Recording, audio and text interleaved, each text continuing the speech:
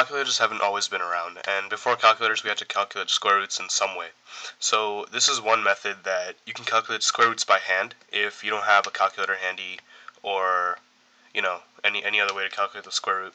So just to prove to you that this is completely on the spot, I'm going to use a calculator just this one time to generate some random square root for myself, between 1 and 100, let's say. So 91. Okay, so I'm going to calculate the square root of 91 using my method. So first thing I want to do is draw this type of chart. That's your basic structure. And then on this side, we're going to do 91. And you want to always group stuff in pairs of 2. So 91, and then we're going to put trailing zeros. Okay, and if we want, you could put even more trailing zeros, like pairs of zeros, if you want more accurate results, but I'm going to keep it at one pair. So first thing you want to do is look at this number and find the smallest number whose square is less. So let's see what I mean. Let's take the number 8. 8 times 8 equals 64. Let's take the number 9. 9 times 9 equals 81. Okay, and 10 times 10 equals 100. 100 is too big, but 81 is the next one you can use. So we're going to use 9. 9 times 9 equals 81. And we're going to write that 9 up here. And we're going to take this 81 and subtract it from there. So we're going to get 10. And now, just like in long division, we're going to bring down this pair. So now we have basically 1,000 right here. And the next step here is to, basically you're doing lines down here. So the next line is going to have double whatever is up here. So 18 blank times blank.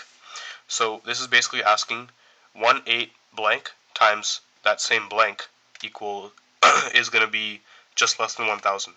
So this is where you have to use a little bit of your logic. So let's just try some preliminary numbers. Let's try 185 times 5. Okay, these two numbers always have to be the same because it's blank, blank. So this is 25, 2, 2, 4. Looks like we have a winner, so 925. Let's just do the next big one just to make sure. 186 times 6, so it's going to be 6, 3, the 48, 51, 1116, which is too big. That's bigger than 1,000. So it looks like it's going to be 5. So we're going to fill in 5 here and the 5 up here. And remember, there's a decimal point right there because it's 91. So we're going to do 925, and 1,000 minus 925 gives us 75. And let's go ahead and do a little more. So let's pretend we had 2 more zeros, so we can just add 2 more zeros right there. And remember, we're going to do the same method over on this side.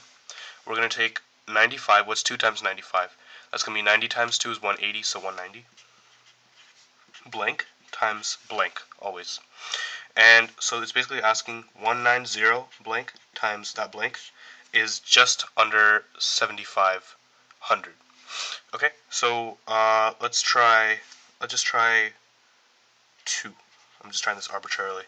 You can use logic and stuff. You can say, figure your numbers out. So 4, 0, 18, 2, 3. This is too small. So let's try 190. Let's try 4.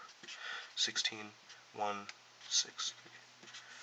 This is just too big, so I'm going to guess it's going to be 3. Let's try that. 190, 3, 907, 3. 5704. That seems fine. So we're going to put 3 here, and 3 here. And we can keep going on and on. But the point is, when we calculate this square root, let's use a calculator to do our check now. So my prediction using my method is that square root of 91 equals 9.53 ... Let's see how accurate we got. So square root 91. There we go, 9.53, and if we kept going, we would have got all those numbers. So you can use this for anything, and it doesn't have to be a whole number. Like these zeros, I could have been finding the square root of 91.51 or something, and this would have been 51. So it's a really nifty method, and in a future video we'll prove why this works, because right now it seems pretty arbitrary. But, you can just use this anytime you want if you don't have a calculator handy.